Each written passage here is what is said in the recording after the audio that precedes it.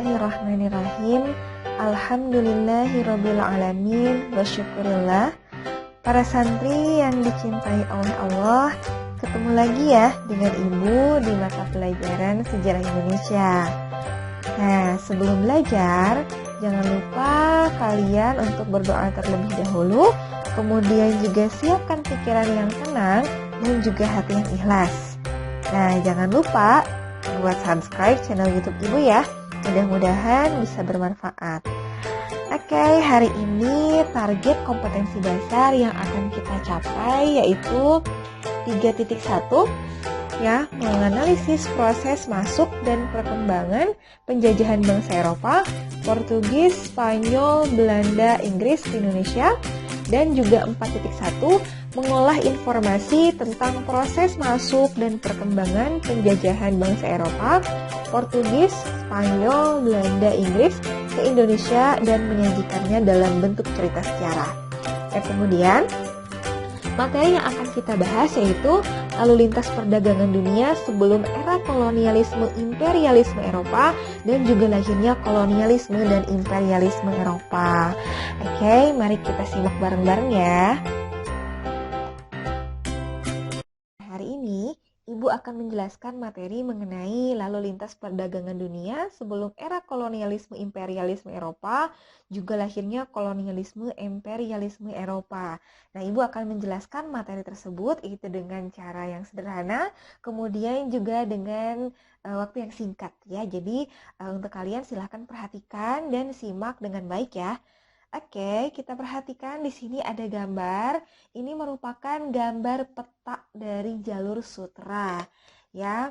Nah, jalur sutra ini merupakan jalur perdagangan yang luar biasa, itu rame banget, gitu ya. Nah, jalur sutra ini dia menghubungkan bangsa-bangsa yang ada di wilayah Asia Timur, kemudian juga wilayah Asia Tenggara, yang nanti itu akan menghubungkan ke wilayah Mediterania, juga nanti akan menghubungkan ke wilayah Eropa, gitu ya. Nah, untuk rute ini itu dibangun atau dirintis di Tiongkok ya sekitar abad 139 sebelum Masehi, ketika Tiongkok itu bersatu di bawah dinasti Han. Kemudian jalur ini juga dikenal sebagai rute perdagangan yang lama banget ya.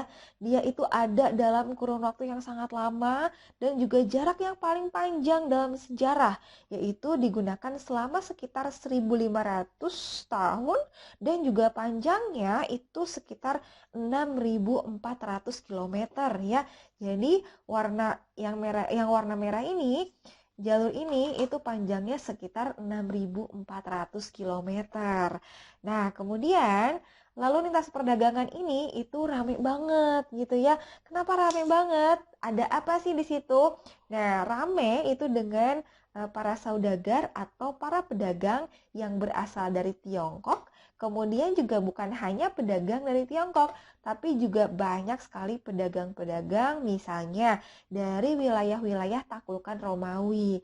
Seperti itu ya. Nah, kemudian komoditas apa sih yang dijual di sana? Oke, banyak banget ya. Nah, jadi komoditas utamanya itu adalah sutra. Makanya disebut dengan jalur sutra, karena memang komoditas utamanya itu adalah sutra.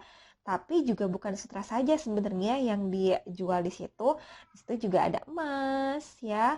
Kemudian juga ada batu giok dan juga ada teh, juga ada rempah-rempah gitu ya. Di situ ada banyak sekali komoditas yang dijual.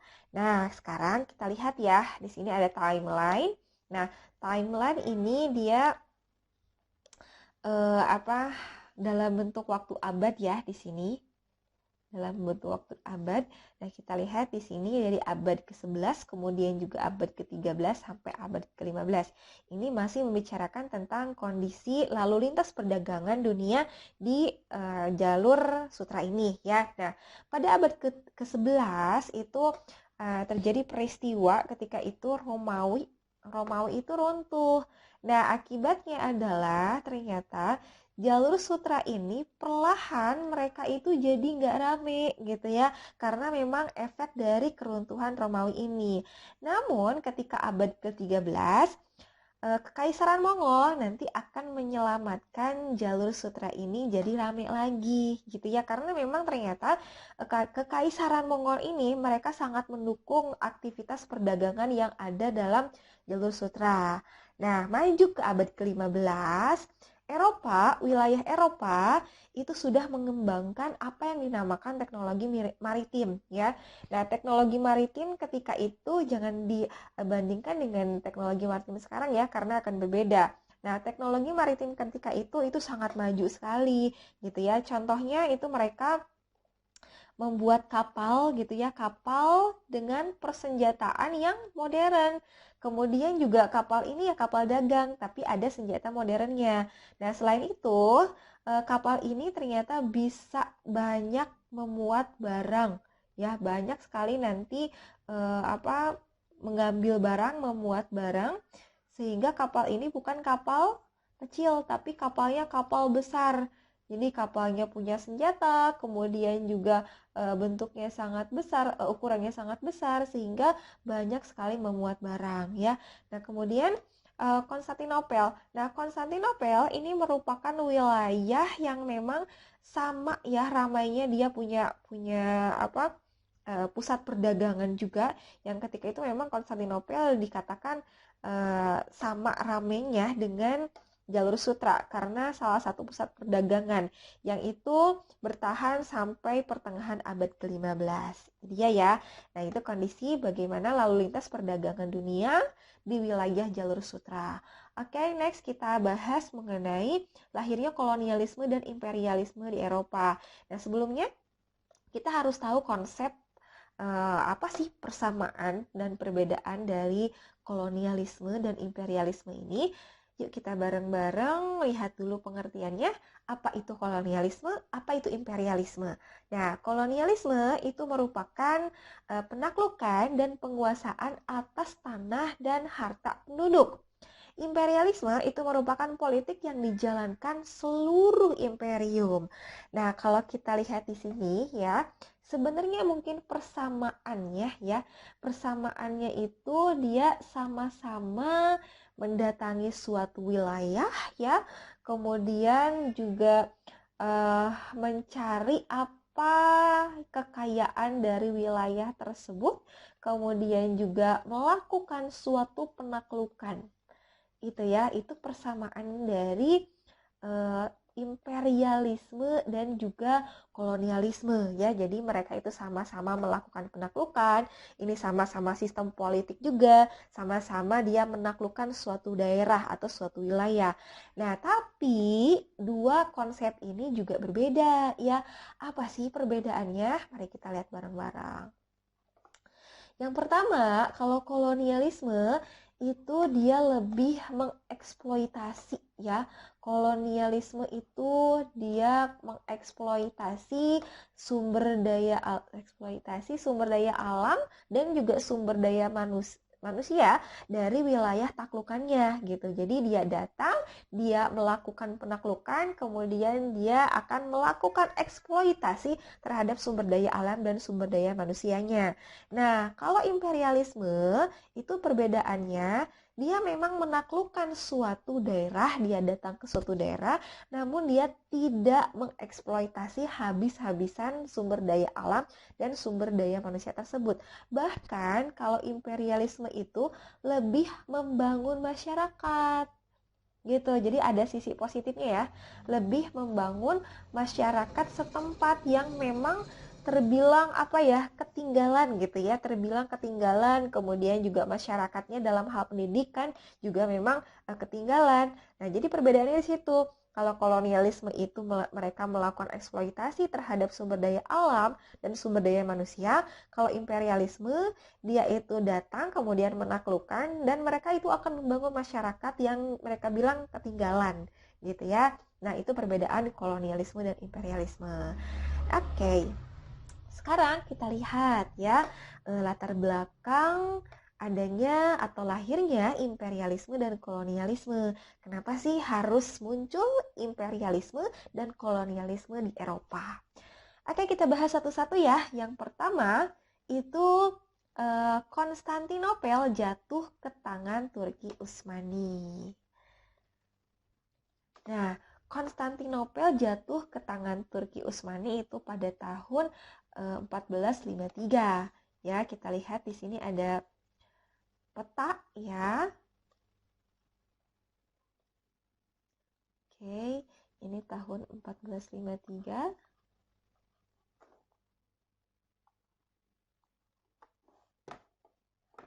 Nah, ini perhatikan ya, di sini ada selat namanya Selat Bosporus ya. Nah, Selat Bosporus ini dia itu menghubungkan antara Asia itu di sini ya, Asia itu di sini dengan Eropa. Oke. Nah, ini Selat Bosporus ini itu rame banget ya, karena memang tadi Ibu sudah menjelaskan bahwa Konstantinopel itu merupakan pusat perdagangan yang sama aja gitu ramenya dengan jalur perdagangan yang ada di jalur sutra ya. Nah, Selat Bosporus ini dia itu ramai sekali dengan kapal-kapal dagang. Ya, ini ada kapal contohnya nih. Ada kapal-kapal, ini merupakan kapal-kapal dagang yang mereka itu mencari komoditas yang tidak ada di negara mereka. Nah, salah satunya adalah rempah-rempah. Di sini itu banyak sekali pedagang-pedagang yang menjual rempah-rempah. Namun, ketika nanti tahun 1453 Turki Utsmani yang dipimpin oleh seorang sultan yang namanya Sultan Muhammad Al-Fatih atau biasa disebut dengan Sultan Mehmed II. Nah, mereka akan melakukan penaklukan terhadap Konstantinopel sehingga nanti Konstantinopel ini jatuh ke tangan Turki Utsmani. Gitu ya. Nah, apa sih akibat dari kejatuhan Konstantinopel ke tangan Turki Utsmani? Itu banyak banget ya akibatnya. Yang pertama, akses bangsa Eropa ke Asia melalui darat itu terputus. Nah, biasanya orang-orang Eropa itu ke Asia itu kan melewati jalur darat, ya. Nah, itu terputus, ya, terputus. Nah, kemudian juga lalu lintas perdagangan rempah-rempah dari Asia itu turun drastis karena tadi ya berbicara tentang rempah-rempah di sini rame banget gitu. Nah, akibat adanya kejadian ini maka nanti lalu lintas perdagangan ini akan turun. Padahal permintaan akan rempah-rempah di negara Eropa itu sedang naik-naiknya, gitu ya. Kemudian juga nanti akan mempengaruhi ekonomi Eropa, ya, akan mempengaruhi sistem ekonomi di Eropa, terutama itu Portugis. Nah, Portugis nanti itu akan mencari sumber rempah-rempah dan mereka akan membuka rute baru untuk menemukan rempah-rempah. Dan ini juga salah satu munculnya atau salah satu faktor munculnya atau adanya penjelajahan samudra. Seperti itu ya. Oke. Yang kedua, kita lihat. Yang kedua ini berkembangnya teknologi pelayaran. Nah, ini juga sebenarnya dikembangkan oleh Portugis ya. Dia dikembangkan oleh Portugis. Nah, Portugis itu dia berhasil untuk menggunakan rasi bintang salib untuk berlayar ke sebelah selatan Khatulistiwa gitu kan. Nah, sehingga memang mereka juga ternyata mampu untuk melukiskan peta Asia dan juga peta dunia. Itu orang-orang Portugis ya. Oke. Yang ketiga, itu berkembangnya merkantilisme di Eropa. Apa sih merkantilisme itu ya? Nah, ini merkantilisme itu suatu konsep